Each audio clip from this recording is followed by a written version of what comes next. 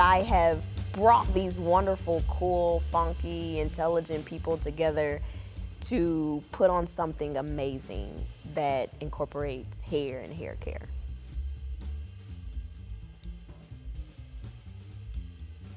I'm the professor of the class Afrocentric Hair. So this semester, Africana Studies allowed me to teach this course. And so this event tonight is an event that is put on by the class. And so one of the main things that a lot of the students in the class wanted to address was hair care. And so that is how this event was birthed. However, it is something that is engaging the community with hair and hair care.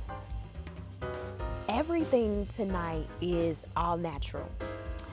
Whether it's an oil or whether it's a butter. So the butters, what makes the products of butter is soybean and then the product. So for example, rose butter, it's rose and it's soybean and that's it. So the amount of ingredients to make the product are very minimal, and that's what you want, because when you add on all of these products to preserve it, which is what most companies do, it messes up with the actual goal of what the product is supposed to do, because you're adding all these chemicals. So everything is natural.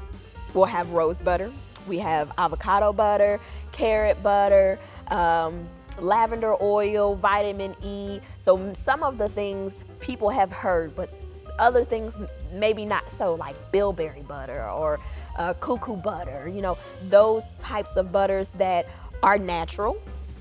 Those are type of butters that you do have access to, right? But most people eat it as food and not realize if it's healthy for me to eat, why won't it be helpful for me to put in my hair, right? You have those same properties that you can put in hair. Now, I'm not saying go and get a steak and lay it on top of your head, right?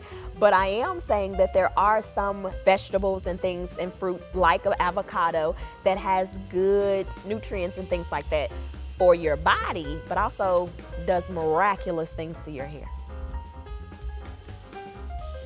Yeah, I'd say it's really interesting because we don't really think about a lot of times about the hair products we use. We just kind of put stuff in our hair, at least for me personally. I just put whatever my mom tells me to when I was 12. I just kind of keep that same routine, and the rest is kind of figured out from trial and error. And to kind of see like the depth and the complexity of like all these different natural hair products and like how deep they go and how we never really see these things in stores. This isn't really things we think about.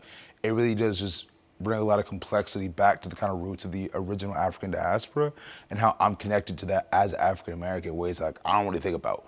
A lot of these things that we see are very traditional remedies that have been used for hundreds of years that have kind of gotten lost over time, but still been a part of the community in ways that I didn't really see it because I wasn't reading the back of the labels of the stuff I was using. So to kind of see it in its like unfiltered form kind of like brings me back to the unfiltered identity of what I am. This event shows that Black hair matters. I believe that we have come to a time in this country where Black hair is now a topic of discussion and really showing that it matters. It matters in a professional setting, it matters on the streets, and it's time. A lot of people have allowed society to define them, and when I say define them, depending on how they wear their hair or what it looks like, or if it fits into society's views at the time, or if it fits with the job that you have. If your hair doesn't look a certain way, people have literally been asked to leave work, or could you conform for it to look a certain way? And that's very traumatizing. So a lot of people, even though they know the downfalls of wearing chemicals, they're afraid not to fit in. 10 years ago, there weren't a lot of products, especially for people of color. Now the market is saturated with all different kind of products, right? And labels that show Afrocentric folks on them. But just because it exists now and is more accessible doesn't mean that's what you should just go ahead and grab off the shelf. We can't always take these shortcuts to try to, fix things or to try to reinvent things. I mean, there's a lot of trends because I want my hair to stay neater longer, but at what cost do we want to do that at? When you go to the store now, it used to be you had this little section and I pick this or I pick that. I got 2 different shampoos I can choose. Now it's like you go to a beauty supply store, you got rows and rows and rows of different type of shampoos and conditioners and leave-in conditioners and moisturizers, and and a lot of times their ingredients are mainly the same. They just change the end ingredients. Like at the very end, they might throw on argan and then slap argan on the label and say, oh, this is great because it has argan oil in it. It's things like that. Labeling has changed, the branding has changed. There is, with natural hair movements going on across the world, brands they're maximizing on that. They truly are. And so with that, you have to be more savvy. You have to be more wise on what you're choosing, and cannot be, addicted to a certain type of label, nor you can't be uneducated about what ingredients are in a product. We have to be more savvy when we think about the things that we're doing to our hair.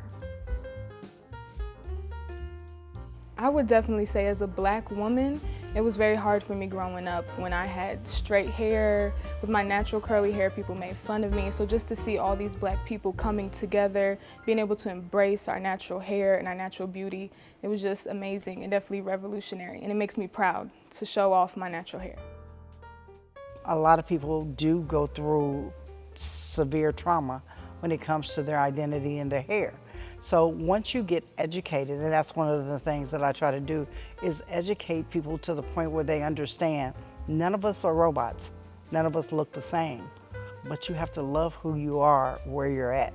And if your hair is green, yellow, and brown all at the same time, love who you are. And that actually helps people to get back to their identity, because they have to love what the hair they had from the very beginning.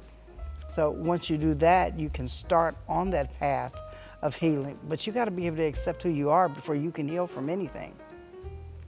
What I want students and anyone who attends this event to walk away with is this: that hair care is important. And there's multiple ways to care for your hair, but you have to take the initiative and the commitment to do it. So I want people to walk out the door being committed to promote and to endorse healthy hair.